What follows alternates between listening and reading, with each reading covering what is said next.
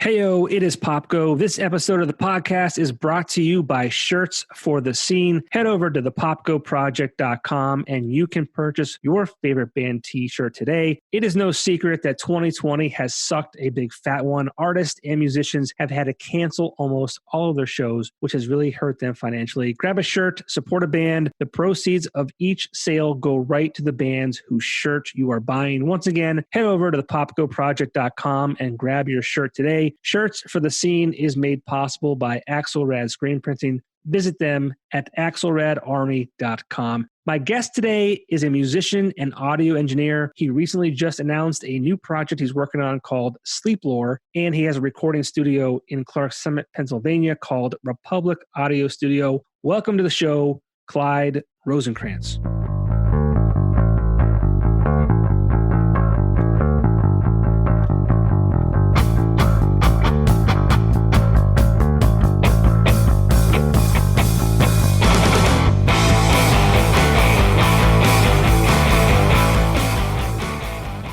Yeah, you just got to hit record whenever you want, so no one knows. But you know now though, because doesn't it say recording on your screen?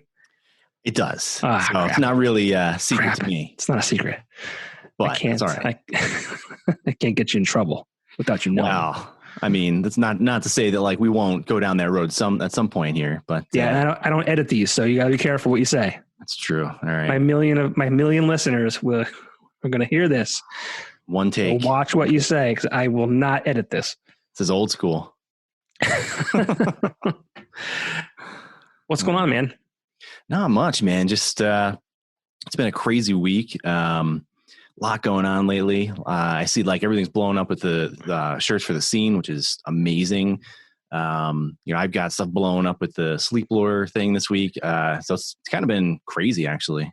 I was going to say, you've had a pretty busy week. You released the first song under Sleeplore last Friday, correct? Yeah, last Friday. And I've told you this before. I'm not going to tell you again just because you're staring at me. But yeah, I mean, I am completely blown away by the track called Let Go, which is one of the reasons I wanted to talk to you today, was about that. And it was funny because I was like, I need a good guest for my second episode. I thought about you immediately because the reason I'm doing this is so I can still talk to musicians and they could use this as a platform to talk about what they've got going on, new projects, yada, yada, yada. But I'm like, I just talked to Clyde like last week, it felt like. So I went back in time, traveled back in time, and it was like 7 or 8 months ago that we first recorded our first podcast together. Yeah. I remember that because that was early on in the the whole quarantine COVID thing and everything. And, we connected. And I remember it was first growing the beard then. And, it was a different time. It feels like an eternity ago now to think about that. But also thinking about the conversation was like, it seems so fresh, Yeah, it feels like it was yesterday. It's crazy. Yeah. It's cool too. Cause like, I feel like that was the first time I ever like really talked to you. And I don't know if it was just that conversation or the way we've kept in touch throughout the past 8 months, but I feel like I know you even more now. Yeah. I'm proud to call you a friend. You were very supportive of this endeavor that I'm doing right now. So thank you for that. Thank you for, listening to me and, giving me some advice here and there. Yeah, totally. I mean, that's what we've talked about. It's like, it's that sense of community, people show up for each other. You've supported this scene for a long time. You supported stuff that I've been involved with. And you do it in a way that, I don't know. It's like, it doesn't feel like some people do stuff in a way that feels kind of competitive or exclusive or like, it doesn't feel like super welcoming, but you do it in a way that's totally different. And, I can appreciate that. Thank you. Yeah. People ask me like, how would this be different from other podcasts in the world or just in the market in general? And I said, honestly, I don't know the answer to that question because I don't know what's going to set me apart from other people, because I feel like a lot of people are doing the same thing as far as like, I want to interview, cool people in the scene or, business owners and things like that. And I said, what I do know is that my delivery and the content and what we talk about in general is going to be very genuine. Yeah. And I think that comes off in my delivery. At least I hope so, because that's what it is. I mean, obviously, I'm not a trained professional radio host or a podcast host or whatever you want to call it. I have zero background other than, being on the radio for that hour each week for a little over 3 years. But Yeah. I just kind of went with it. I'm not professionally trained by any means. So it's. But I think that's part of the appeal, though. People are interested in someone who's genuine. Guests that are genuine, a host that's genuine, and they want to hear like the real life. They want to hear the real stuff. They don't want to hear, if I'm coming on as your guest, they don't want to hear me like with a prepared speech or something like that, or prepared remarks. Like nobody cares about that, Right. People just want to hear about what's real. And that's what I wanted to do too. I didn't want to have like this, outlined, sheet to go through. Okay, Clyde, what's your name? Where are you from? What are you doing today? Like, I just wanted to kind of like, obviously I want to talk to you about Sleeplore. Yep. And then we can talk about whatever else we want to talk about. I mean, there's a lot going on in the world. Yeah. We just got some bad news today with coronavirus. We're taking a step backwards as far as what we can and can't do here in the wonderful state of Pennsylvania. It's unfortunate because it's really affecting the bars and restaurants. It is. Which I think is like really the killer when what the announcement was today from Wolf. Yeah. But it's tough. But it is tough. Let's talk about some positive things. Real quick, you mentioned Shirts for the Scene. You mentioned people, being very supportive in this area. And I want to quickly thank anyone who has visited that page. It's Shirts for the Scene. You can get to that by going to my website, thepopkoproject.com. And what Shirts for the Scene is basically a fundraiser. And it's a store online. It is full of local musicians from here in northeastern Pennsylvania. And you can support these artists who have been crushed financially from the pandemic because they haven't been able to play shows. And without playing shows, they have not been able to sell merch unless they do it themselves online, which I think is a different set of struggles or hurdles to get over. But so I thought this would be a great way to give awareness to the fact that artists have suffered this year. And then if you purchase a T-shirt from said artist, the proceeds from that shirt go right to the artist. So Clyde, you have a shirt for the Republic Audio Studio, which is your recording studio in Clark Summit, as well as your new project, Sleeplore. So if I were to go buy both of those shirts on that store, the proceeds from those shirts would go back to you. So I think we're at like $2,700 in just over a week. So I think that's pretty good. I hope it's good. I hope I can raise a lot of money for the local arts here in northeastern Pennsylvania. A lot of cool designs from the bands here. I was really surprised by a lot of those. Not surprised, that's the wrong word to use, but it's nice to see them all together. Yeah, it's really cool. It's a whole list of just, and you don't even think there's that many bands. And I know I don't have all of them. So if you're listening to this and you want to be part of this project and part of the Shirts of the Scene, please email me a vector file of your logo to info@thepopkoproject.com. I'm working with a company called Axelrad, who I stole the idea from because they did the similar thing back in May, June, July-ish. I forget what months it was. They started it. They did the same thing, but for local businesses. So I just stole the idea from them. I asked them permission first, stole the idea from them, and they were on board 100% without even question. And they're doing this for us now for the local arts. So amazing. If I don't have they're great. I mean, I send them new logos. It's up the same day. They've been a blessing to partner with. Weren't for them, I wouldn't be doing this because I don't have the ability to do that kind of stuff. Well, I don't know the guys down there, but I understand they're guys from the scene and everything too. And I mean, they're so they get it. They want to help support, and it's all about that. It goes back to that community, Yeah. So if I don't have your logo and you want to be part of it, please email that to me. Again, info@thepopkoproject.com. I will get it to them and I will get it to the store as soon as possible. And we will do our best to raise money for everyone involved. Awesome. So that's good stuff. But what's been really cool last Friday, like I said earlier, Clyde put out a project called Sleeplore, and he released his first single under that name called Let Go. I have compared it to early Jimmy Eat World. I've compared it to Death Cab for Cutie. There's another band I still cannot figure out what band it is. It's killing me, dude. There's two things. Like I find myself singing the song often, A, because it's good, and B, because I'm still trying to figure out who the hell I can compare it to. And I hate comparing bands to other bands because I don't want to, like, the worst thing you could do is say, oh, yeah, you sound like Blue October. And you're like, fuck, I hate that goddamn hate those guys. Right. That'd be the worst.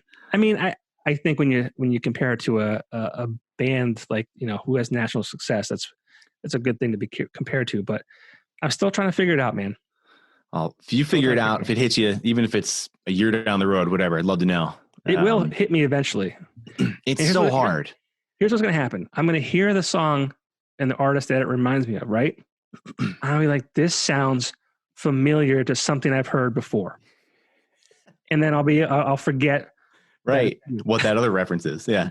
Yeah. That's exactly what's going to happen. Old age, man, but it's so hard. Like writing music, and I this, like I've been involved in music for a long, long time, but writing music or even, producing music, you get so close to it. It's really, really hard when you get close to it to say, oh, well, it sounds kind of like this, or it's a little bit of this with kind of like this type of vocal or whatever the case is. When it's your own stuff, it's nearly impossible, Sure. And, I've shared it, now I've shared it with a lot of people, but even beforehand, I shared it with a bunch of people, just kind of looking for, a little bit of input, because I want to make sure that, I have my sort of expectations set too. Like it might sound like this when somebody's asking me, and, I've shared some of my thoughts, and most people are, would kind of validate whatever, I was telling them, but it's interesting. Some of the other references that come back, and it's, I've had a couple people mention that it sounds kind of like earlier Midwestern emo kind of stuff, which I never really listened to be honest. I didn't know it was a thing. Yeah, I guess it is. It's a thing, but it's not my thing. Let me write this down so I can kind of look this up. Midwest emo. Yeah. So Midwest emo. Yeah. Okay. Which I think maybe Death Cab would fall into that, possibly. I don't know. Sure. Like a subset of that. I don't really know. But every time I heard emo, to be honest, it was never really like my thing primarily.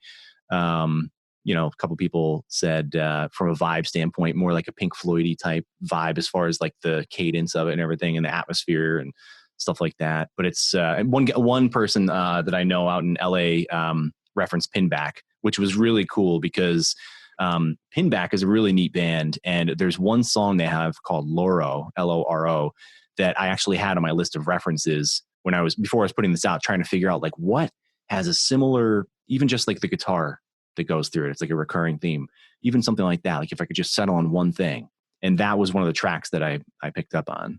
Yeah, and that's the part that has me stumped, because it is the guitar, and that's the part that like reminds me of something else, and I can't think of it. Yeah. I don't know, man. It doesn't sound like anything. That's the reality, that's why it's so hard. Yeah. To different people, it sounds different. I had a couple people that said, it doesn't sound anything like those references you gave. You're like way off base. But then the next person listens to it is like, oh, I'm kind of picking up some of these vibes. And I'm like, well, what about this guy? So. Yeah, so talk a little bit about the name of the project, when it all kind of started. I mean, I'm assuming it kind of happened during the pandemic, and then obviously the new song, and then what your plans are.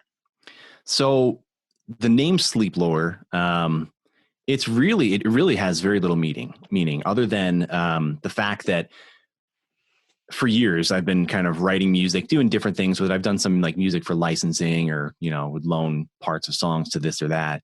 But I have a whole bunch of stuff that has always been sort of like off to the side, like, oh, that's the Clyde sounding stuff, versus some of the other stuff that I might do other things with.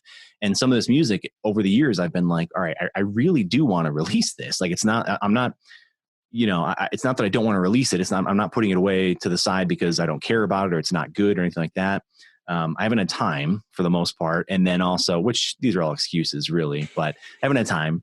And they're excuses, but it's also reality. Let's face it. It is. Go ahead. It's a mix of everything.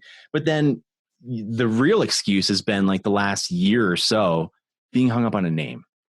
And it's kind of stupid because like I didn't want to just put it out as my name, you know, because it doesn't really roll off the tongue necessarily, you know. Right. And I always kind of want it to be like one word. I really like band names or artist names that are just like one word, you know. And so I've for a long time I've created like a list of just words that I like. I would listen through like a playlist from an artist that I like a great songwriter like Tom Waits. I would go through a list of his songs, listen to the songs, look at lyrics, pull out words that I like, add them to this list. And that would start to accumulate over time. And I'd be like, every once in a while I go back to and be like, well, would one of these work for a project name?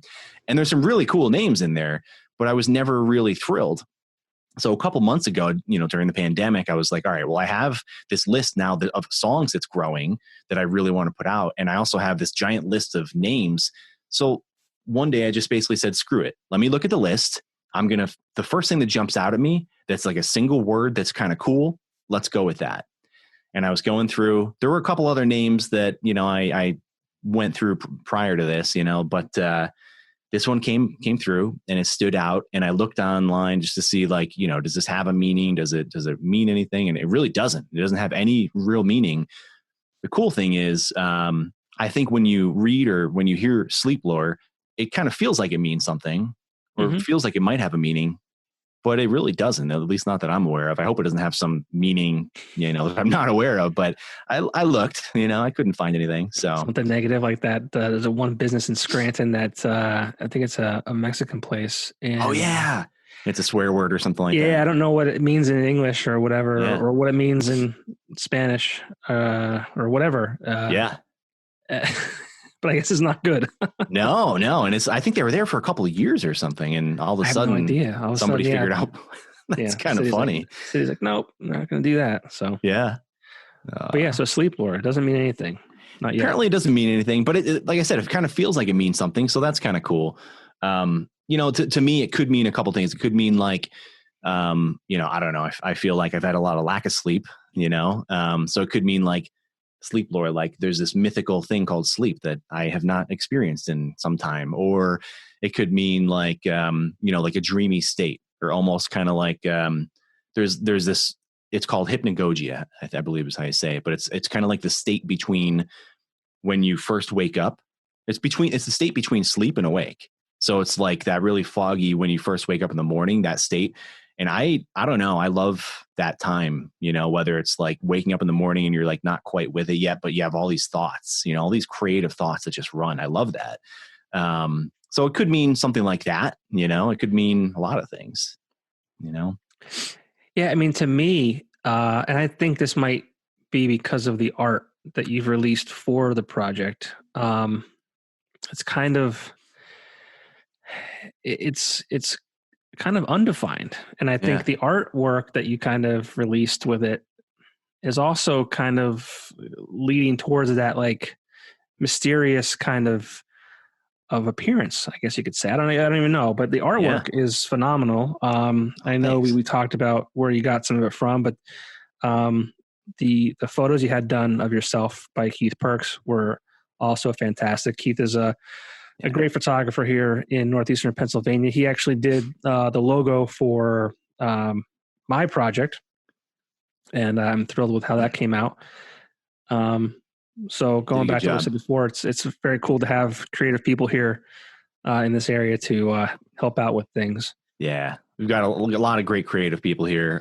Definitely shout out to Keith. He did an awesome job in the photos. I shared with him a document of like some reference photos that I really liked. And as soon as I sent them over, he's like, oh yeah, I love that photographer. And like, we just started talking about all this stuff, ideas. And then, you know, we're trying to pin down a date. And that was one of the, you know, later things that was kind of like, you know, in my mind, holding me back from like the release of the first song or whatever. I was like, I need photos. I need good photos. I don't want to put anything out there without having sort of an image, you know? And, so we pinned down a date, and it was like, it was almost kind of like last minute, you know? And, we ended up going to a friend of mine, Derek, his church in Ransom, PA. And it's like this old Lutheran church that he bought 5-10 years ago. I don't even know how long ago it was, but really cool place that I've always loved. So we ended up going there for the photos and just did them all there, and it's turned out great. But Keith did a great job for sure. Yeah. And there are also, there's like kind of shadowy. So it's kind of, again, mysterious imagery and it goes with the vibe. It definitely for the first 3 or 4 songs, it goes with the vibe of the stuff. So the first track, Let Go, that came out last Friday is definitely, pretty much everybody that's heard it and, gave me thoughts at this point has basically said like, it's a vibe track, and it just kind of, you listen to it, it kind of puts you in this mood, puts you in the state. It's a very simple song, but it's texturally, sort of rich. There's different things going on. And there's like a pretty simple message to it as well, like lyrically. And I'm not necessarily like like a crafty lyricist or anything like that. Like I don't consider myself a brilliant songwriter or anything. I've got this one's super easy. So any like real songwriters that are listening to this are going to be like, that song, he calls that a song, but it's a vibe track. But the sort of the feel and the theme of it goes with the next few tracks that I plan on putting out. And the next one, which it's done right now. It's called Weighted. And I keep going back and forth on the mix on it a little bit because this one started as a pretty simple song too.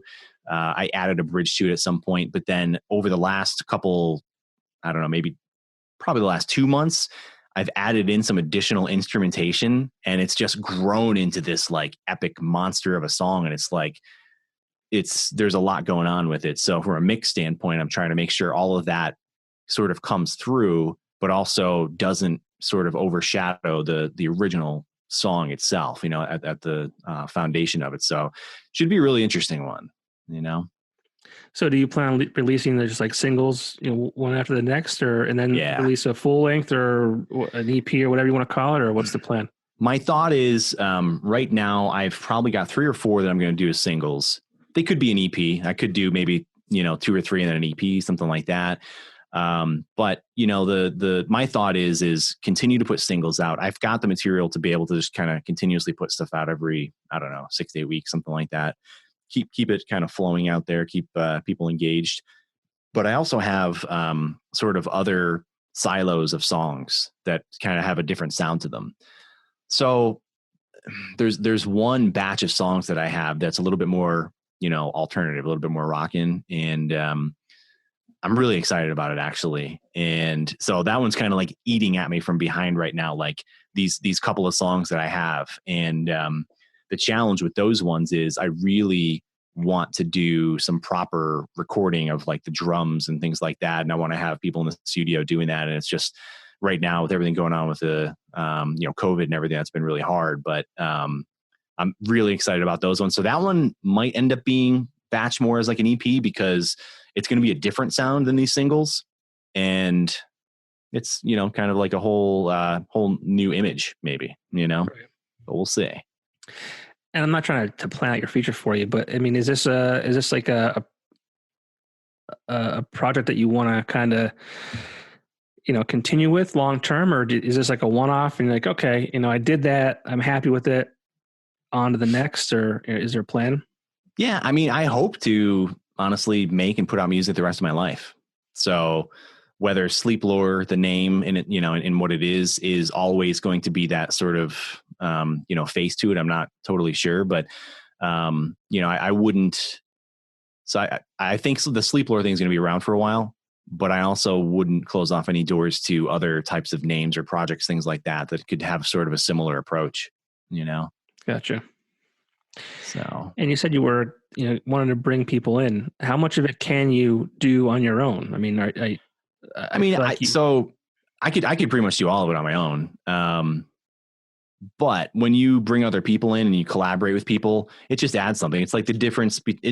It's like, a lot of the bands that I work with, a lot of the people that, whether they're a solo artist or they're currently in a band at that time, whatever the case is. And, we sort of talk about the difference between, one person writing all the parts for the song and the way that might sound. And it's, to be like very precise. It's everything that they had in mind versus if you show up with a band or a group of people and you bring that same song, it's going to be different, maybe better, maybe worse. Who's to say, but It's going to be different. And that's the beauty of having different people playing. That's the beauty of having a band is, it's always going to be a little bit different. There's always going to be some subtle variation, and it just adds a different element. And I think I know enough, I guess, about music at this point to kind of say with like that style of music, bringing in other people and sort of adding those variables to it. It adds a little excitement, adds some dynamics, and it's just fun to have other people to play with. Yeah, for sure, absolutely. Yeah, I was bummed out that I couldn't play the new song on the radio, but you had your music played on the radio prior to this. What's that like? I get asked a lot, or I used to, whatever. Is it still cool for bands to have their songs on the radio?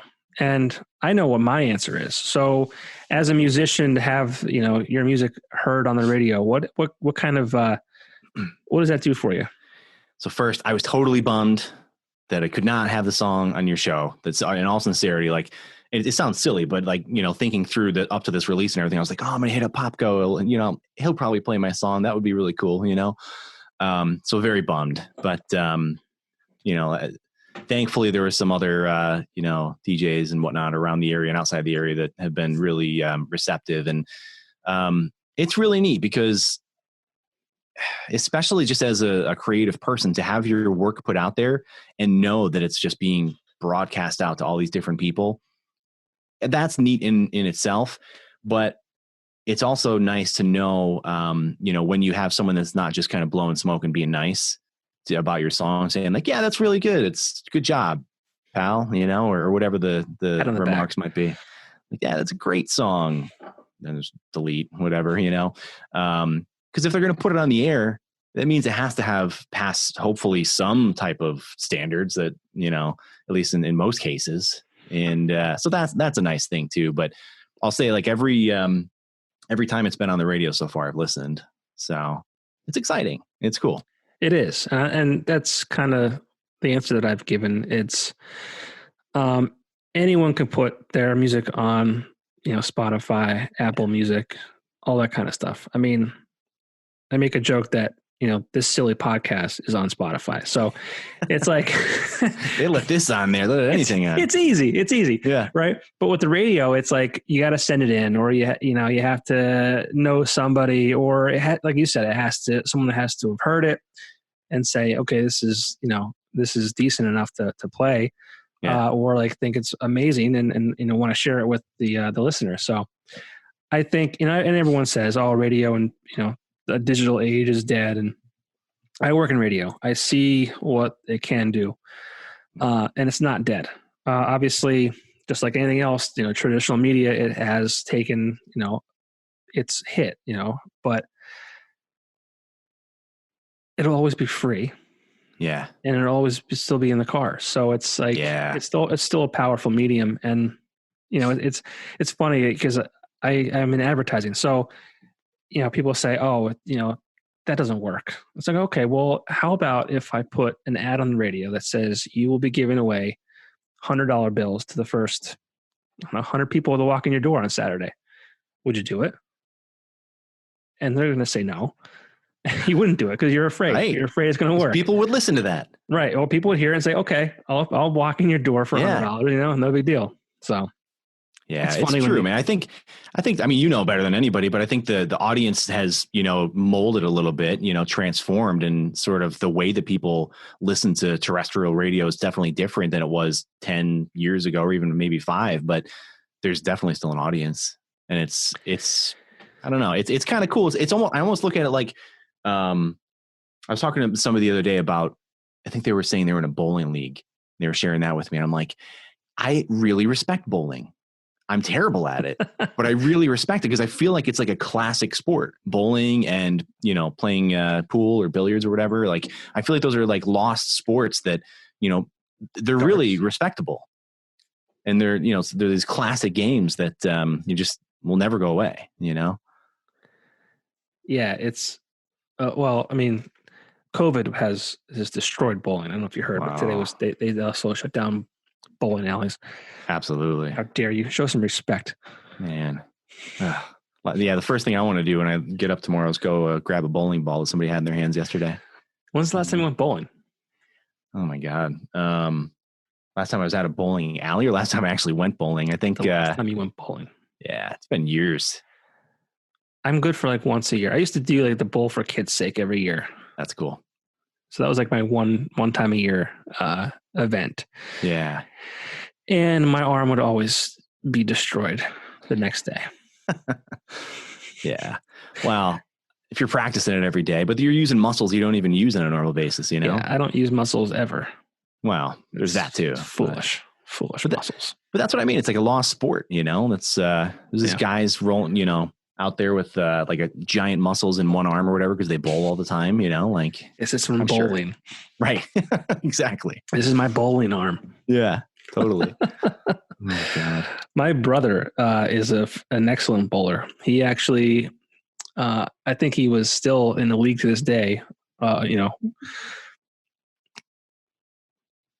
with the COVID or not. I don't know if that has, you know, kept him from being in leagues, but he's bowled, I think, I want to say 300 games, which is if those of you who don't know, bowling 300 is like the best you can do. And I was like, if I bowl 300, I'm quitting that day. Like I'm done. Full George Costanza. I'm out. Yeah. If I'm golfing and hit a hole in one, done. Oh yeah. That's it. You know, like it's just, you don't get better than that, you know? Yeah. He's done it like 3 or 4 times, I think. So, wow. Yeah. I never had the hook. So like, you know, he's got that nice sweeping hook that like, I think you have to have. Like I've always been a precision guy. I've been a pitcher. I was a really good shooter in basketball. I'm good at darts. So I was always like, I always do the ball straight, but I would do the straight, like slightly to the right of the front pin or to the left, which always kind of fared well because it's kind of the same concept, kind of. But I mean, without having that curve, I think you're dead in the water as far as that's a skill. I think about trying to go execute that. Like I think about if I walked up to the lane right now and I tried to have that kind of like hook on it, I would fall right on my face. I just know that somehow my balance would be off. I'd be trying to throw the thing down there and I would just fall right on my face, you know? At this point in my life, I'd probably break my wrist. Fragile. Yeah. Again, it goes to that old age thing. You know? I mean, I got some blood work done recently and my cholesterol came back not too hot. So it's like, shit, what do I do now? Having that bacon every morning, you know? I don't eat bacon every morning. It's probably the beer. Probably beer's not good. Yeah. So I don't know if I have to like cut that out. So I was like, well, I can't stop tonight. I'm talking to Clyde. That's right. It's all the little things. And you know what? A lot of people are saying during this whole COVID thing and everything, you get a pass. Like for now, showing up is okay. You know? And I'm okay with that. I wish I would have had a better. So I went for blood work for a different reason, but I also was supposed to get regular blood work done. So I'm like, yeah, do both at the same time. I'm here, right? And she's like, did you fast? I said, no. Did I have to? She's like, well, you're supposed to. I said, well, I got that ordered like probably well before the pandemic even hit. So I was like, I don't remember if they told me to or not. So like, I'm just here for this. So if you can't do that as well, then that's fine. Just we'll do it. I'll let them know that, you know, you didn't fast prior to this. And I came back and my wife saw it. And she's like, that's not good. And I'm like, well, I did eat prior. She's like, oh, well, what'd you have? And I said, well, I was good. I had a salad. I had iceberg lettuce. I had green olives, cucumbers, tomatoes. I think the worst thing that was on there was probably the blue cheese dressing. And she's like, oh. I'm like, what? I thought that was good, right? She's like, I actually wish that you had like McDonald's today prior to this blood work. I'm like, shit. Am I going to die? She's like, no, but you got to like take care of yourself. I'm like, yeah, I guess I should probably do that. I think a lot about that. What kills me is like, I don't know. I just feel like over the last couple months, I haven't had like enough fresh food around, you know? Really? I feel like at least in every meal, I have to have something fresh. You know, I try to, whether I like it or not, try to throw something in there, you know? Well, I wish I would have done the blood work prior to October and then blood work end of October, because as you know, I did sober October. So I wish I would have like kind of like seen the pros and cons of the drinking. So but I didn't. I should have done it. I didn't do it. I'll blame it on COVID-19 because here we are. That's it. But I mean, you're a father, and like that's kind of where my mindset is now too, because that's why I'm even more scared. Yeah, is because like I have this picture frame on my desk, and it's digital, so it rotates through all these photos, right? And so I'll sit at my desk, and like I'll just see photos of my family and of my son, and I'm like, oh my god, like I can't imagine, like what if I'm not? What if I die? I can't imagine not being here to see him grow up, and like, you know, I lost my father when I was 22, so like I would hate for him to go through life without having a father. Yeah. And it sucks to think about. That's what sucks about getting old. It just is, you know, things you have to think about. And what wouldn't you have to be 21 and just carefree and just say, fuck it. God. I feel like, you know, I think about that sometimes. I feel like when I look back at like when I was 21 or even whatever age, and I'm like, I don't know if you get this feeling too, but I always feel like I've lived multiple lifetimes. I feel like I've done so many things in my life. It's so bizarre. Maybe I'm just nuts, but I just feel like if I look back in my life, I have these different eras.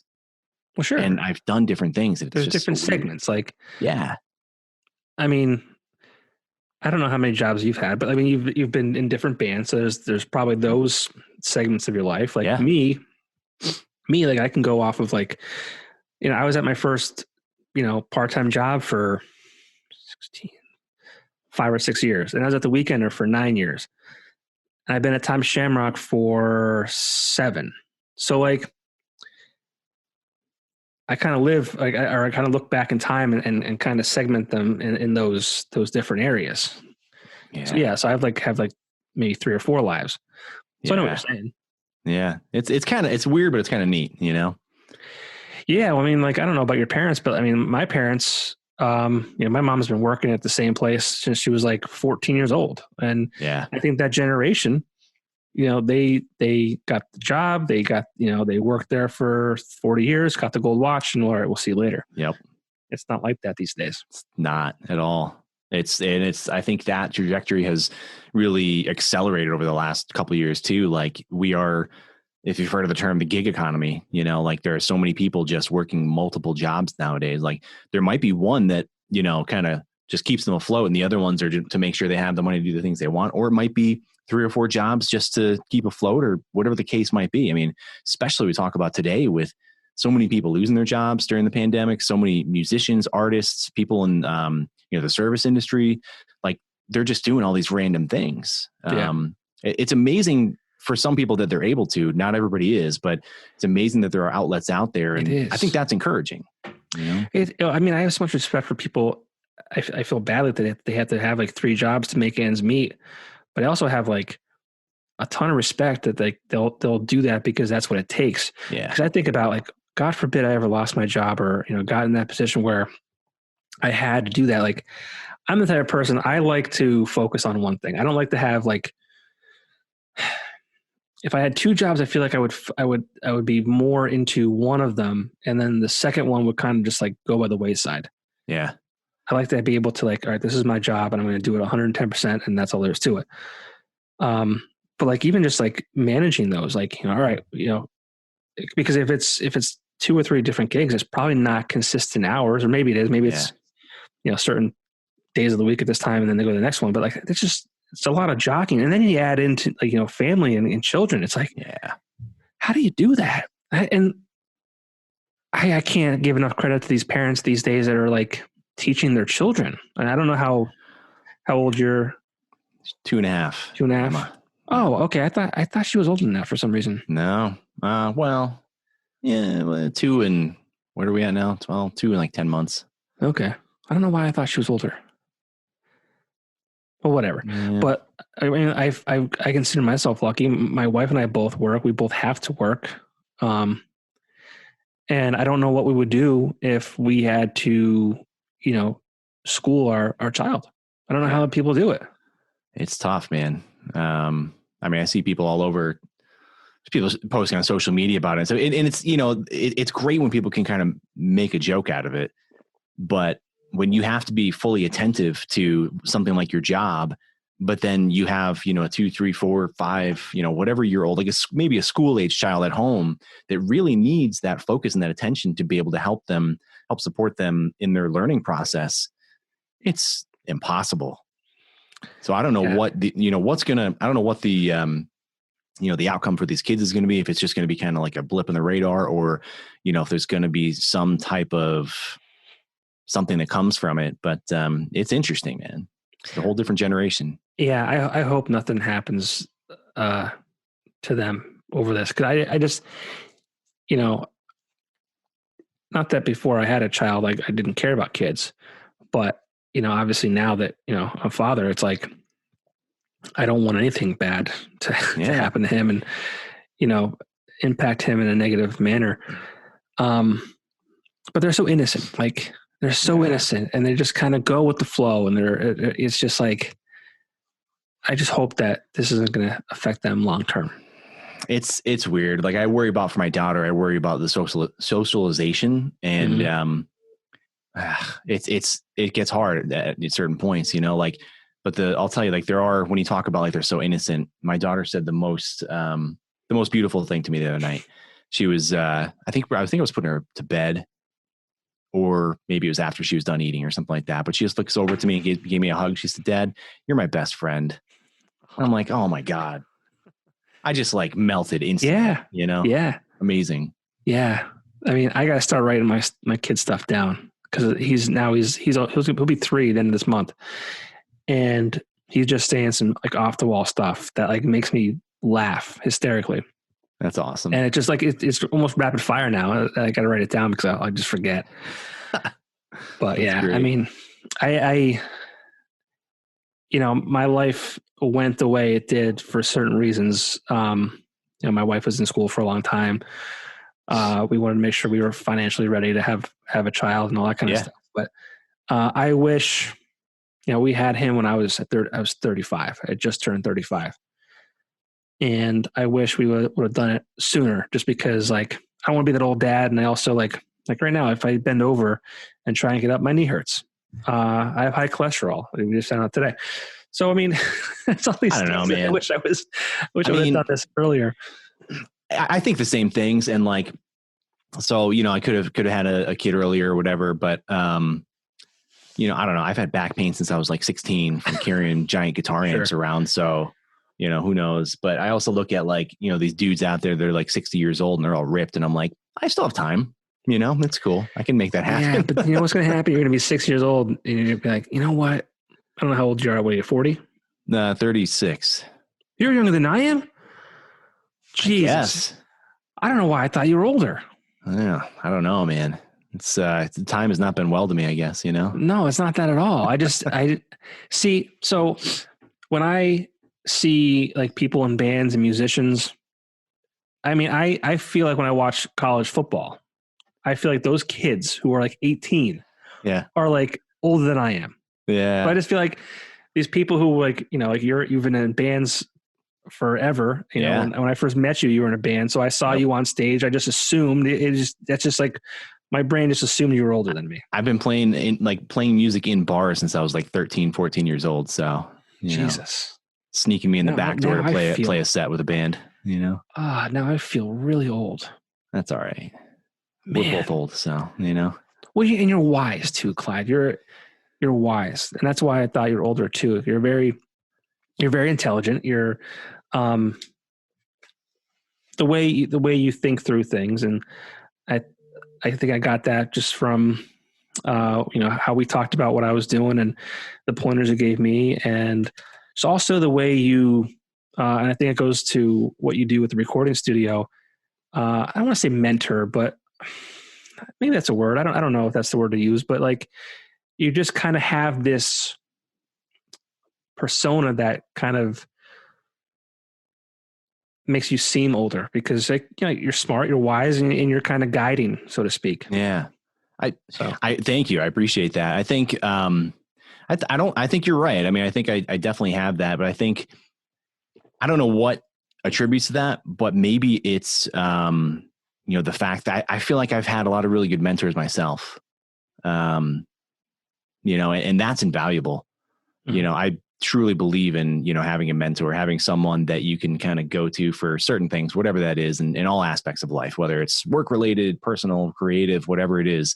So I don't know. I do believe there's a saying, and I think I think it was like, to those who much is given, much is expected.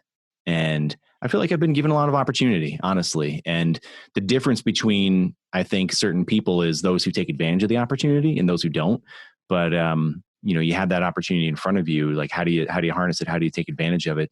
And sometimes having a good mentor helps you to be able to execute to your greatest potential, just kind of helps you see what your value is and kind of where you can show up different. So who would you say are some of those people who you saw as mentors? I've had a number of mentors. I'll say there's, from a work related standpoint, there's a woman named Linda Gerard that I go to often. She used to be my boss at one point, and I left her team, and I always think about like what would happen if I stayed and everything, but she's always still been there even though I left, and she's been really helpful from a professional standpoint. I actually just lost a mentor of mine. Her name was Delia Sumrall, who passed away. She was a former professor of mine. And, she was awesome because she would, she was a professor. She was smart. She was, she would help with everything academically, but she was so personable, and she was from down South. And, she lived nearby me here actually. And, I got to actually work for her as her graduate assistant. And she was like she was so personable. She welcomed everyone into her home. She actually had all of her students over at the end of the semester to come over for like a big cookout. And when you would go over there, she'd like, everything that was hers was yours. She was just so welcoming, and, everything she would teach through everything that she did. And that was super helpful. So those are more like on the, I guess, like professional and like academic life. From a music standpoint, man, I've had so many. I think early on, one of my early sort of, I guess, mentors and inspirations was my brother-in-law, Mike Savro, who plays in a band called the Crystal Skies. And he's been playing forever. And he's one of the people that, back in the day when I was 13, 14 years old, would be sneaking me into the back of the bar to come in and play music. And, it was awesome. It was like, to be like, a kid in high school that's like not even supposed to be in a place like that, and be able to get up on stage and play with a bunch of, guys that are a couple years older than you or whatever, like that was amazing, So that's, and he's always been a good person to go to for that stuff. There's been so many people throughout the years, Yeah, I hope you didn't take any offense to me thinking you were 40. No, no offense. Yeah. How dare you think I'm more mature than I might actually be? I just, you're well spoken. Like you're, like I said, like you got that vibe, I appreciate it. I mean, you don't look 40. I just felt like, thank you for clarifying. Your life experience, you to 40. That's awesome. And that's probably true though. I mean, like, who else is playing bars at 13 years old? I wasn't. that's why like I go back to saying, like, I feel like I've lived many lives at this point. It's really bizarre, and it's almost like, I mentioned earlier in like the hypnagogic state, like when you kind of between like sleeping and awake or whatever, like I'll lay there and think about this, like, like if I'm in that state, like, am I really like, have I been on this earth like 36 years, or am I really like 300 years old in some ways? Am I reincarnate? And I'm remembering, I mean, I probably don't actually think those things, but right. Sometimes when you daydream, you think like, I look back at certain periods of my life and I'm like, it seems like so long ago. Like it seems like so long ago that I was living with John Phillips, aka Guido. I'm sorry, you lived with that guy? I know. Yeah, we lived together for a couple of years. It was like everything in the house like sticky from hairspray? No. Like, everything's sticky. Yeah. I wonder if he used hairspray. Did he use hairspray? If I remember correctly, he used gel. And I don't know that he'll watch this, but I think it was like American Crew gel. And because I remember I used to steal it from him. I will like tag him in this and like let's make sure he watches it. Be very mysterious about how he was involved, and I'll make sure we'll get one view or one listen. Exactly. It's worth it. Let's think of all the people who can mention to get a view. But honestly, like he was another person at that point in my life. He was a mentor. I really looked at him as that. I looked at him as a brother, and I still do. Like, we don't talk the way we used to talk. And I think I ran into him at the Chamber of Commerce Gala, like earlier this year, late last year, whenever, I don't even know, seems like an eternity ago itself, but whenever that was for the Scranton Chamber of Commerce, I happened to be there for whatever reason. And he was there, and like, it was just so great running into him. And I feel like it was funny because I think it was just before that. It was sometime in the fall. I was out in Los Angeles, and he heard that I was heading out to LA. So he texted me. He's like, "Hey, I heard you're going to be in LA. We should meet up." And I'm like, "Well, when are you in LA?" He's like, "Well, I'm there this week." And I'm like, well, I'm there next week, but I live 20 miles away. So why don't we just get together? Like, instead of having to go to LA to get together, like, we live so close, It was just funny.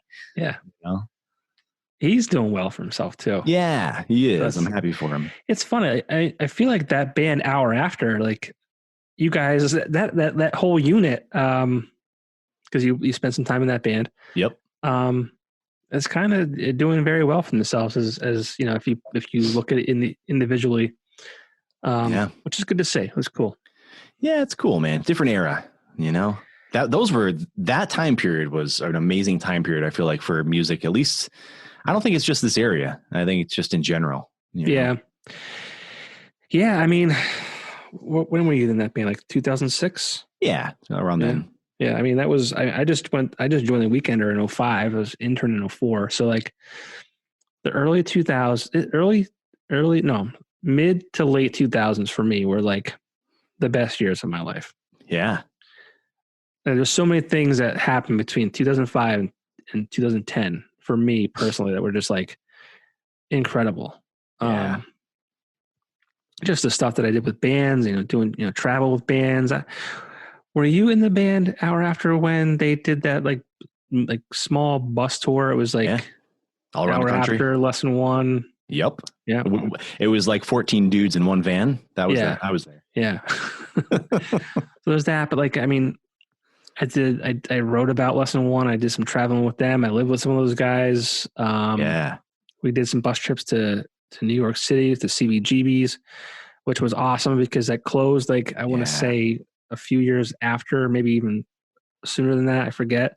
Yeah. But there was so many, like, the Weekender for me was such a like definitive part of my life that I'll never forget. I'll never regret. I mean, I will be thankful for those moments till the day I die. And it's funny because what I want to do, and I haven't told anyone else this, except for the people that I want to interview. I want to do, as part of this podcast, I want to do like kind of like a Where Are They Now? Yeah. Interview series with like, get Rachel Pugh and all those people who like, I mean, cause I think, and again, I'm so close to it in the years of 2005 to, I left in 2013, but from 2005 to 2007, 2008, like there was this core group of us that were like, we were there for an extended period of time because, I mean, the Weekender was always seen as this like stepping stone, like, oh, you work there for a year and you go on to the next thing. Well, we had this core of people that were just kind of like,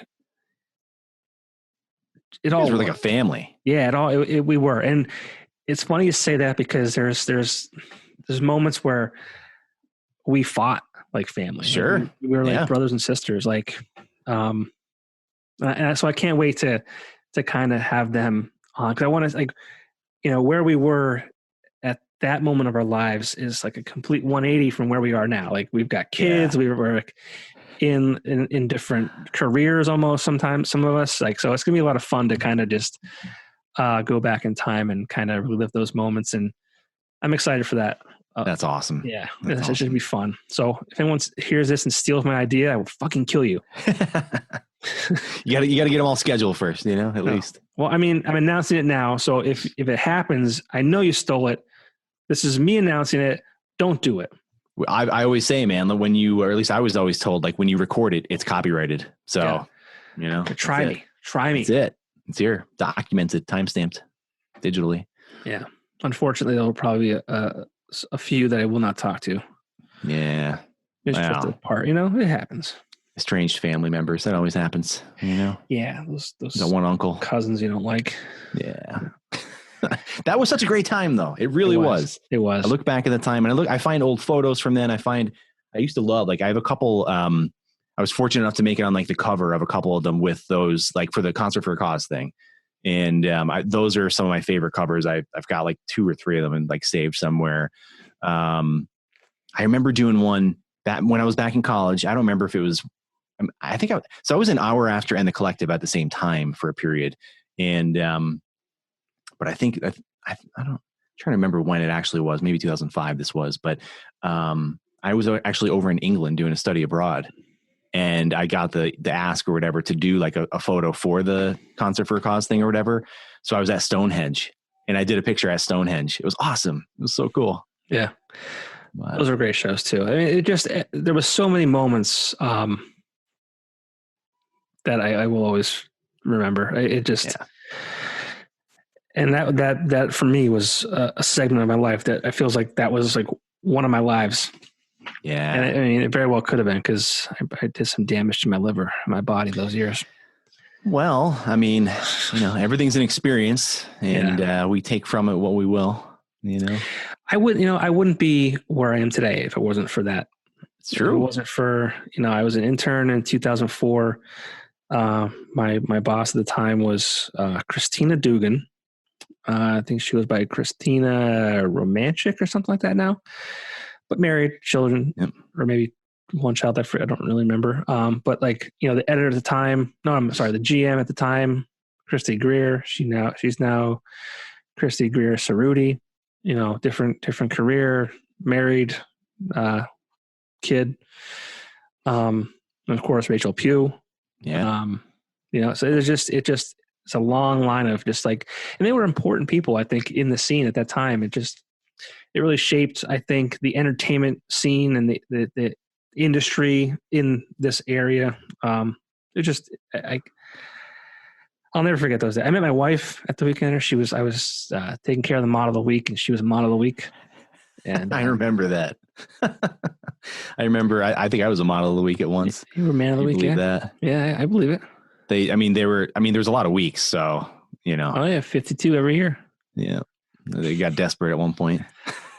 No, it's a shame what happened to that product. I mean, and there's a plethora of reasons why. So I don't think it exists anymore. I think it stopped printing before the pandemic and was kind of online. It was really weird. Like, it kind of updates stories here and there, but then the pandemic killed it. And I mean, they can probably use that as an excuse as to why it's never going to come back. But there's so many things about that. Like, I look back, you can go on YouTube and look at videos. Like when Mike Lillo was there, we did weekender sessions. We were doing like on-site, like acoustic things. Like we went with the guy from what's his name? Strand of Oaks. Oh yeah. He did like 5 songs. We were on the dock of a house or a dock on Harvey's Lake, and he did this incredible, like I said, 3 or 4 song show that we recorded. It was such a cool moment. And like, I feel like that was like 2010, I want to say, maybe 2009.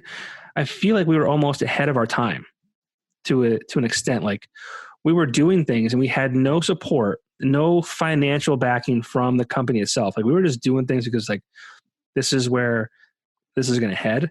Yeah. And shame on them for not like seeing that, appreciating what we were doing, and really making the focus, because I think that thing could have lived online if done the right way. Maybe not to the success it had in print, prior to Facebook and things like that. But I think it definitely could have had a place, and it's a shame that it's not. Yeah, Really, it is, man. I mean, the good thing is though, there was a period of time that, you experienced, I experienced to some extent where Weekender was on top.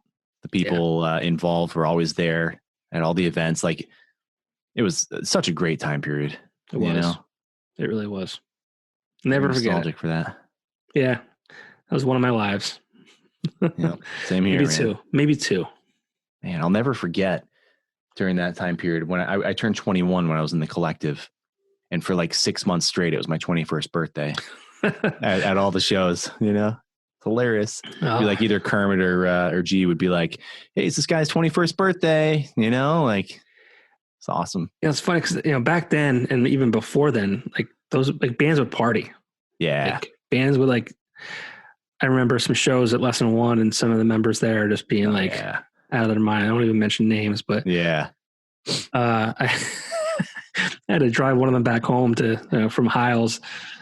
That's so funny. I one night, speaking of getting home from Hiles, Hiles was a great place actually, but it's gone. Yeah, torn down. That's insane. I almost thought when I saw it come up for sale, I was like, I would buy that. I don't know what I would do with it. It's probably disgusting inside. Yeah, but what a cool place, Yeah.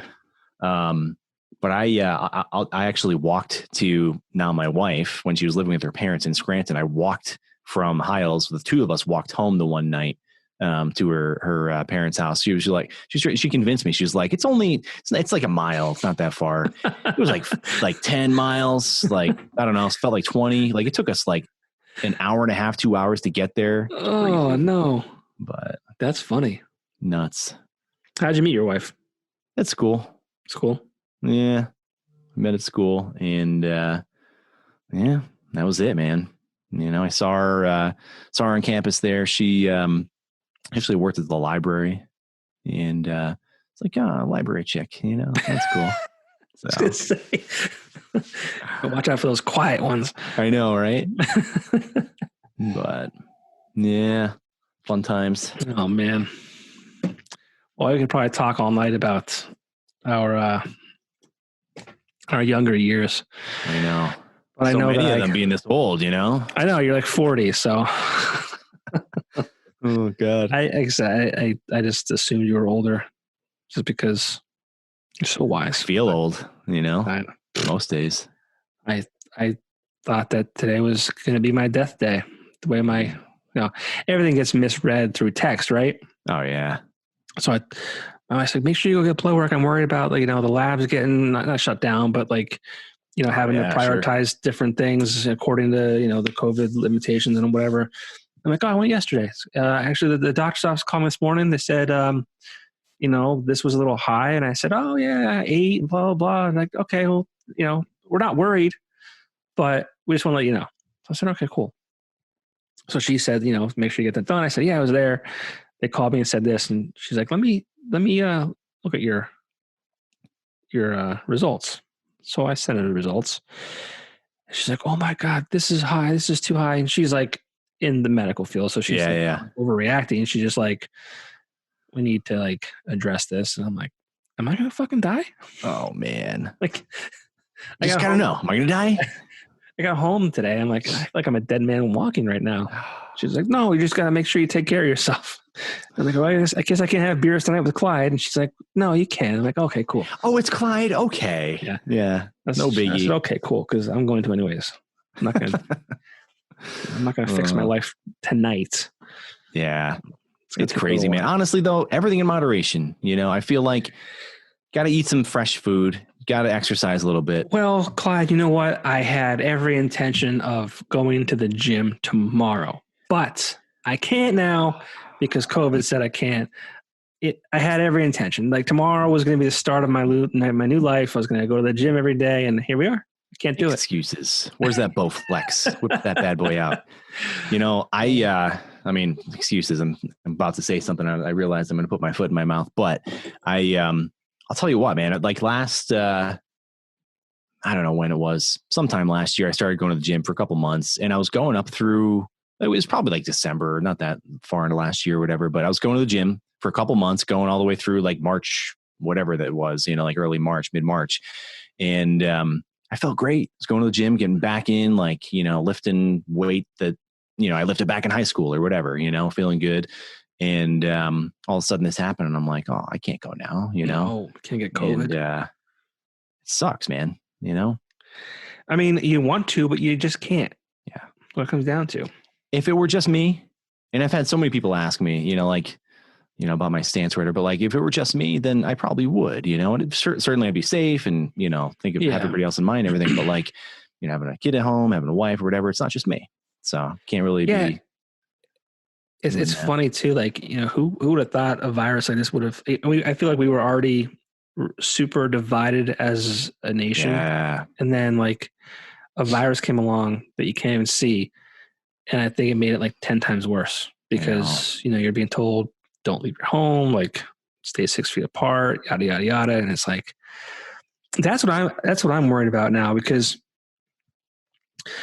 I look back maybe even like 5 months ago to where, like, if I was out somewhere, I wouldn't be as cautious of like, my distance between each other. Like, I mean, obviously I kind of respected their space, but it wasn't that big of a deal. But now I feel like I for instance, I was getting a coffee today at Dunkin', and I did the order ahead, and I walked in, and there was a woman and her daughter kind of standing next to the counter. And I was trying to see if the coffee that was on the counter was one of mine, but I didn't want to get too close. So I'm kind of like, I'm like, yeah, oh, is that mine? Yeah. And the woman's like, you can go ahead. Like, I'm like, okay. I didn't want to, like, kind of invade your space or whatever. Cross any lines here. And I just want to respect you. And it's just really weird. It's just really weird now, because I feel like, especially now, just it's a mask when, all the time, and just making sure you keep your distance, and it's just strange. It is strange. And I mean, for me, when I go out, it's I forget half the time. Yeah. And I want to do the right thing. I want to be as conservative as I need to be or whatever. But like, sometimes I just forget. Like, I get out of the car to go get my hair cut, and I'll just like walk up to the door and be like, hey guys, I'm like, oh, my mask is in the car. Hey, asshole, get your fucking mask on. Right? You're one of those guys, Jesus. Like, shit, totally forgot. If my wife is watching, I didn't actually do that. I just, I got out of the car. I didn't totally get out. But. I got out of the car. He made out with the guy at the barber shop. Right. Oh God.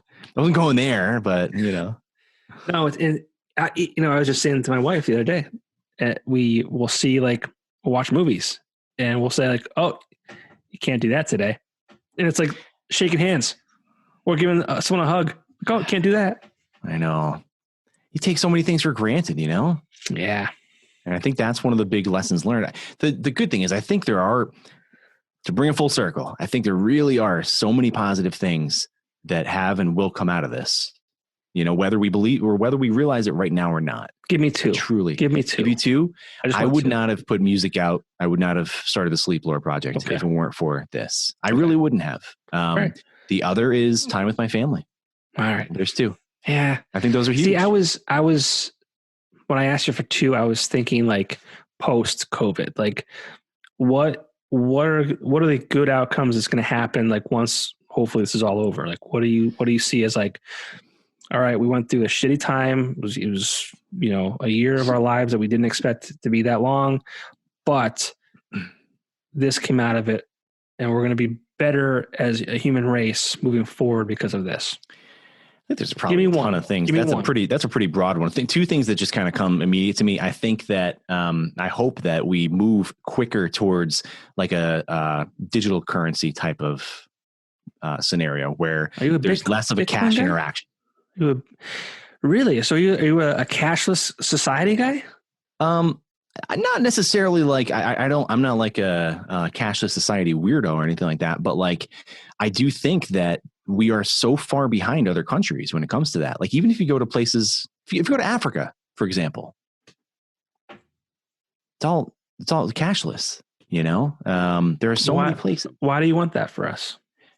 Because I think it's easy. I think it's clean, I'm certainly not afraid of it or anything like that. Like, I think some people are afraid of, like, even something as simple as Apple Pay, I think some people are afraid to do that because they might think that, I don't know, maybe their identity gets stolen that way or something. And there's certainly always a case for cash. Don't get me wrong. It's always a case for that. But I think as a general way of transacting, I think cashless is fine. Totally fine. You know? And I'm good. It's interesting. It's interesting because, well, I mean, there's also all this shit on, social media that says like, oh, here's why, if we went cashless, like, there won't be the 15-year-old kid being able to cut grass for, his allowance, or, hey, Bobby, here's your Venmo. I mean, why not? Yeah, no, I understand. Or here's $15, whatever. Like that's what I mean. There's always going to be a case for it. There's always going to be a case in a place. Or like, oh, you're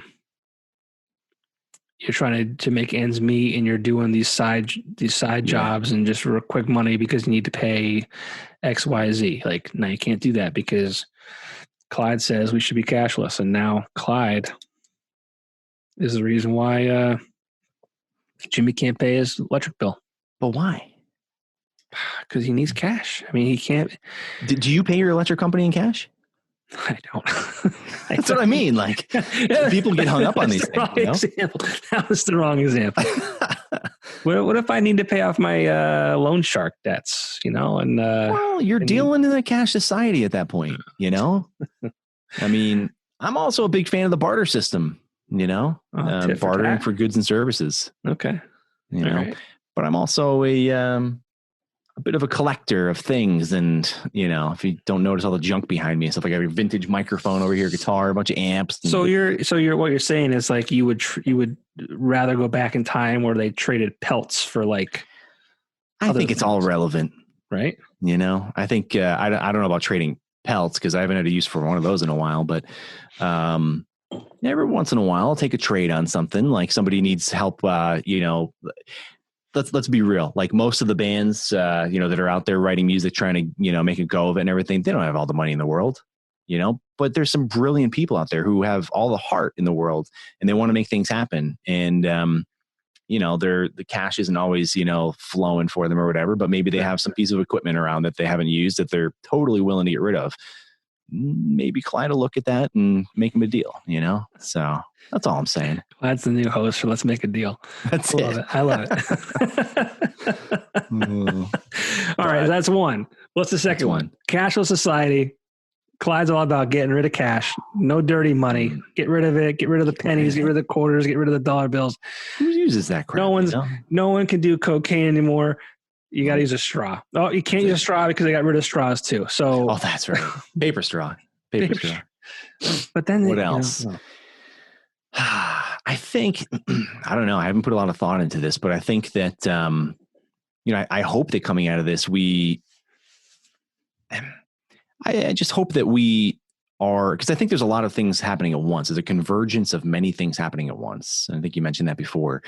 I just hope that on the other side of this, we're able to sort of come together more and understand each other more, understand each other's unique preferences and, kind of respect each other's boundaries and our own preferences on the other side of this, So I think a lot of that's kind of come to light. Yeah. I mean, how have you had to tell family, for Thanksgiving and then obviously Christmas coming up? Yeah. That's like, hey, like we're not coming. Yep. We're not going to do it. I have. How has that gone? Because I mean, I feel like, and I'm not trying to paint your parents or in-laws in a bad way, but like family is obviously everything to me, and I'm sure it is to you too. But like my mom, for instance, like she's like, I don't care. I want to see my grandson. Blah blah. Yeah. And it's like, okay, well, I mean, if it's if we're all safe and there's like a limited amount of people, like we'll talk about it, whatever. But like, I feel like they're like, not that they think it's not real, because that's not the case at all. Like my mom knows it's real, but it's just kind of like they're willing to risk it because they're older, they're aging, and they're like, we can go tomorrow almost, And they love them so much. They just want to see him. They just want to be with him, And unfortunately, like I live like 45 minutes from my mom, so it's like I don't see her every day. Yeah. But so it's It's difficult. Those conversations, I'm sure, are difficult amongst every family. And it's another thing that's just like a hard, difficult. I mean, I'm stressed out every day. Yeah. You know, if it's not about, money, it's about, my kids in daycare. So it's about him getting sick. Like my wife's parents are in their 70s. Like, if they get it, that could be a lot of trouble. Absolutely. My mom's not a spring chicken. She's 63, 64. It's like every day it's like, all right, maybe it's another day. Yeah. What are we going to bring, Good news is, I mean, I don't know. I probably won't be first in line, but I heard they approved the first batch of vaccines. Yeah. So I'm hopeful that this, I mean, I don't know. I'm hearing things that it might be next fall before like people like you and I would even have access, but I don't know. It makes me hopeful to know that Clyde, I'm a podcaster now. Oh, so sorry. So maybe people like you might not. Top of the list, Popko. Top of the list. Got to make those podcasts on Spotify now. So just so you know, I don't know if you knew that or not, but yeah, no, you're right. You're right. It's and Apple and Stitcher. Yeah, I'm all links will be in the comments, folks. All the other major platforms. Yeah. No, but you're right. It's not going to end tomorrow. It's not. Yeah. But I'm hopeful. It's definitely been hard. We've been doing socially distant visits and all that kind of stuff. And my parents, they totally do understand. They're respectful. Yep. And they're doing all the things they need to do and everything else. But it doesn't make it any easier, they still want to see us. They still want to see my daughter, and it's hard. And she wants to see them. Like, absolutely. Yeah. She's gotten really good with the, socially distant hugs and kisses and all that kind of stuff. Like it's cute. Like when you say, like, she knows, like, give hugs and kisses, she'll just do kind of that or whatever, but yeah, I think we're you and I are fortunate in that, like, our children aren't really, they don't know what's going on. Exactly. So, I'm hoping that we get out of this before they get smarter or more aware. But yeah, we're lucky right now. I think a lot will be learned out of this. I really do. I think even from a business standpoint, for sure, large businesses, how they're operating. I get, you think about New York City and, the way that the business was done, like, you went to work every day in a huge office building, and now it's like, we don't need you in this office building. Yep. And we don't need to rent this office building, this space for thousands of dollars a month. Yeah. Like, we can do business. Like, so, I mean, does New York City bounce back? Do cities like that bounce back to what they were? If they do, it's going to take a long time, and I don't think it's going to be nearly what it was. It's not. It's definitely not. It's going to be, I think there's going to be a huge commercial real estate, I don't know, a crash. I don't even know what it would be, but it's going to be a major shift in commercial real estate.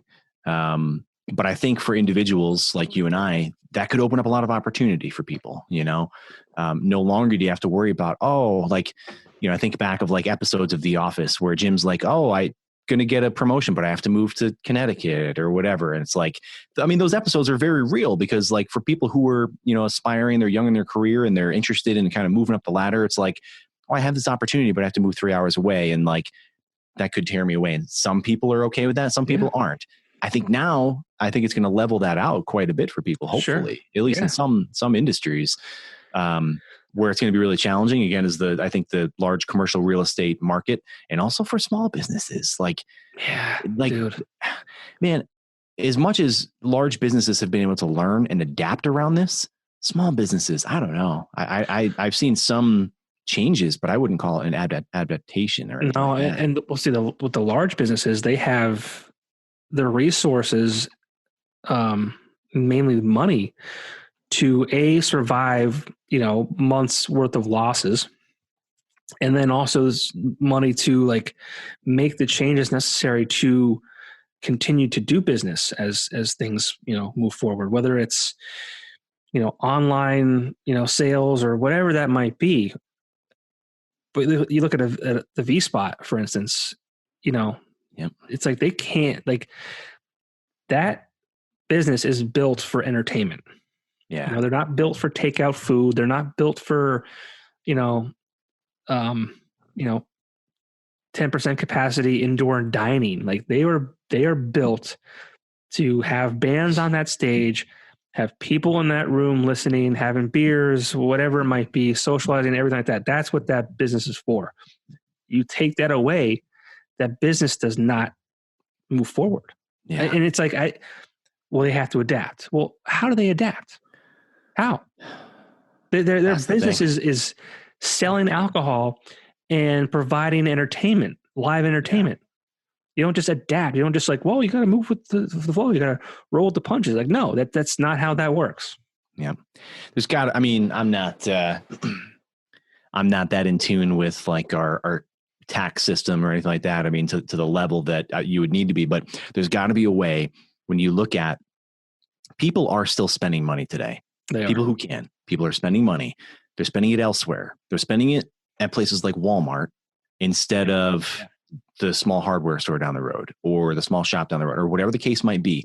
So how can we take a look, at least during this period of time, to be able to make sure that these small businesses have the support they need, at least just to stay afloat? They don't have to be thriving, but they need to be able to pay the bills or, stop the rent, pause the rent, whatever the case might be, so that they can survive. And I know, I'm not necessarily saying I believe everybody should get a free handout or anything like that, but it's like there has to be some equitable way to look at this to be able to say that money that was spent before at these businesses is being spent somewhere else. So how can we take that and redirect some of that to be able to help some of these businesses stay afloat? Right. I don't know what the answer is, but there's got to be a way to do it.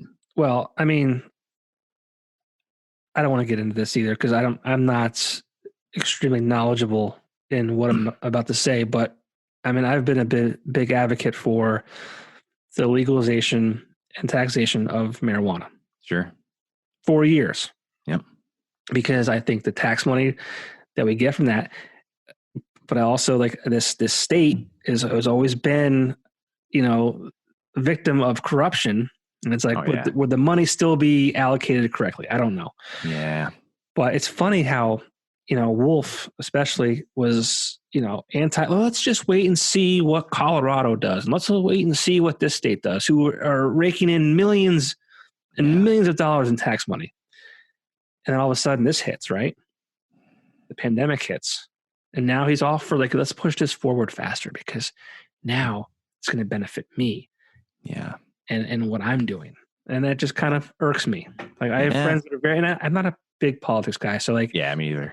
I mean, people might. I don't like any of them. I'll just make that clear right now. I don't like any of them. People might hear me say this and be like, well, you know what, Popko, you're an idiot and you know what you're talking about. And that's probably true. It probably is true. But I just, it just really bothers me because it could have been done. I think it could have been, pushed, because it's just weird how all of a sudden now it can be, let's talk about this more at length and let's take a hard look at and see what we can do better. Like it takes a pandemic to do that. Like I'm tired of people in places and, whether it's government or, businesses, big or small, saying or waiting until, they have to do something.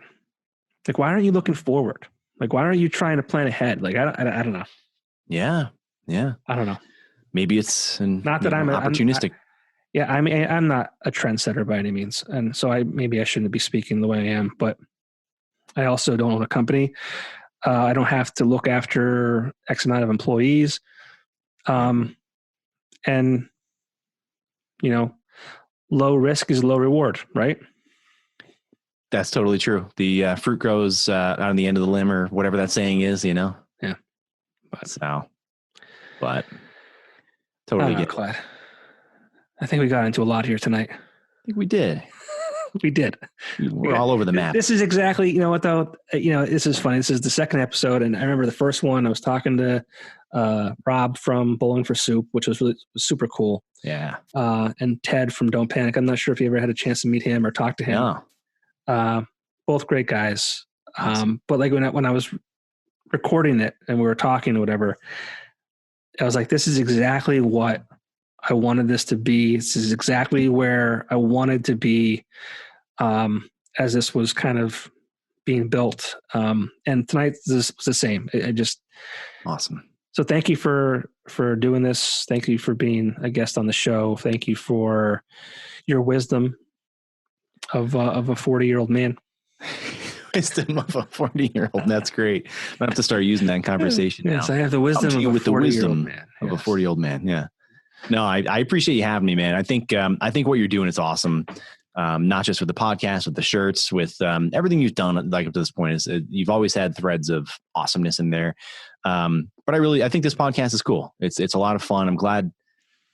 I'm honored to be asked to do it, honestly, and glad to be able to kind of show up and have the kind of conversation you're hoping to have. I hope that people find it interesting. Yeah, I mean, even if they don't, it's a good outlet for me. And I ultimately I hope, and that's why my kind of goal is to let's talk about the important things first. So if I lose an audience when we talk about politics or whatever we talk about, at least we got the important stuff with Sleeplore and your recording studio and all that kind of stuff. Let's get that stuff out of the way because ultimately I want this to be a platform that people like you can see and use as an asset. But also it's a selfish thing for me to use it for my own what do you call it? Just value for what I want to do. And so thank you. It's like I said, both discussions have been everything I wanted them to be and more. So thanks for doing this. I wish you the best of luck with Sleeplore. However I can help in the future. Please, by all means, reach out to me. You actually are the featured artist on my website, thepopkoproject.com. Awesome. I do have to update that so I can include your song and a link to that. But I have a call with Joey Z tomorrow evening. He's my web guy. You know him very well. Oh yeah. Yeah, he's my web guy. So shout out to Joey Z. He was one of those people. It's funny, and then real quick, I'll say one more thing before we leave. It's interesting the people who reached out to me when they heard of the radio show being put on hiatus. It was people that I just didn't expect. Joey Z being one of them. He reached out to me, and Joey Z and I've known him for 15 years, maybe longer. I'd call us friends, but we're not, we don't talk every week or every month or whatever. Sure. I keep up to date with what he's doing on Facebook and through the band stuff and all that kind of stuff. But he reached out to me and said, "Hey man, you know what? What you've done for me and countless others has been awesome." He's like, "Let me help you in any way that I can." And he said, "If you need help with whatever, let me know." And I was like, "Well, it's funny you should ask, because this is my plan." He's like, "Yep, I'm in. Let me know." Awesome. And he was in 100%. And it's everyone has been that way, but it was people that I just didn't expect.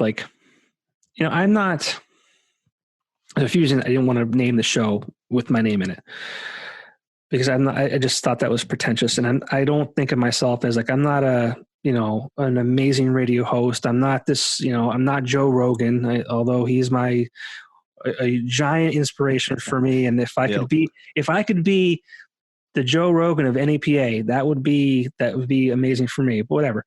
But it's just been an amazing experience for me. I just don't want people to think that I think I'm bigger than I am, because I'm not.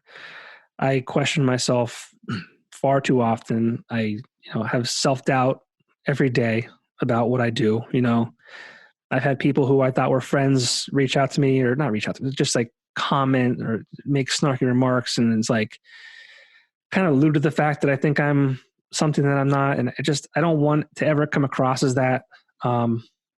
So it's been a weird thing to navigate, trying to kind of go out on my own away from the radio station and not be perceived as, an asshole. Cause I don't want that, cause I'm not that. But my 2 cents on that whole thing, if it's worth it, if it's worth the 2 cents, is you spent the last couple of years building a brand. You really have. the alt native show is one thing, but just your name, Popko. And it's a cool name anyway. So, why not use it? But you've spent the last couple of years building a brand, and I think it's smart. Tap into it. Well, it's funny because I've said people smarter than me have told me that I needed to use it. You are one of those people. A wise man at 40 years old. 40 years of knowledge. Told me that, hey, man, you got to keep the name. You For anybody tuning in now, I'm not actually 40, but Clyde's 36. He's actually younger than me, which is weird. But no, it's funny because, I don't know. I haven't been John since I was like in middle school. Like I had 3 Johns in my class from kindergarten through 12th grade. So like come like middle school, we were all called by our last name. So I've been Popko since I was like 12. Yeah.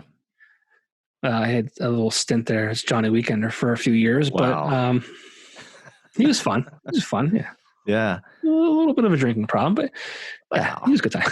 That was that phase. That's I was fitting in with the crowd, man. I just it sure was part of the party, That's it. But yeah, so I mean, end of the story. I'm thrilled with how the first episode came out. I can't thank you enough for doing this and being part of this. And I just feel like this is exactly what this should be. And I hope people enjoy it. And if they don't, that's okay too. If anything, I've wasted your time. I have not wasted my time. Well, that's great. It honestly is. It goes back to that being genuine again. Yeah. But you certainly haven't wasted my time. I appreciate the opportunity. It's always fun to catch up. Yeah, man. I'm looking forward to the rest of the songs from Sleeplore. So again, if you need anything from me, if I can be of any help, please by all means reach out to me. Whether it's just a share, whether it's a follow, a like, whatever you need. I will always be here for you. I appreciate everything you've done for me. And I cannot wait to see what the future holds for both of us. Awesome. Same here, man. All right, man. Thanks a lot. You got it. All right. See ya.